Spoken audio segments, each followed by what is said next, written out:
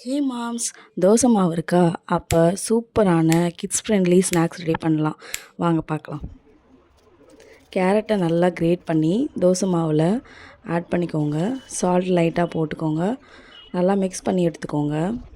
இப்போ பணியாரக்கல்லை நல்லா ஹீட் பண்ணிவிட்டு ஆயில் ஸ்ப்ரே பண்ணியிருக்கேன். இதை மினி ஆப்பம் மாதிரி நம்ம இதில் பண்ண போகிறோம். ஸ்பூன் வச்சு பண்ணால் கரெக்டாக வரும்.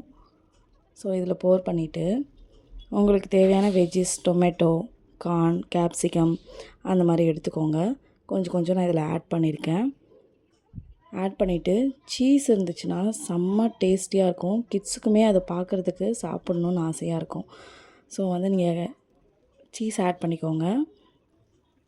சீஸ் ஆட் பண்ணிவிட்டு லைட்டாக ஆயில் ஸ்ப்ரே பண்ணி க்ளோஸ் பண்ணிவிடுங்க. 2 மினிட்ஸில் சீஸி மினி ஆப்பம் பீஸா பைட்ஸ் ரெடி ஆகிடும்.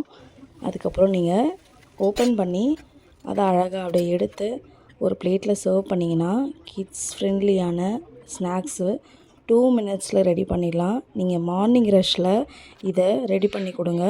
கிட்ஸ்க்கு ரொம்பவே பிடிக்கும், டேஸ்டியாக இருக்கும். இந்த மாதிரி வீடியோஸ் பார்க்குறதுக்கு நம்மளோட சேனலை சப்ஸ்கிரைப் பண்ணிக்கோங்க.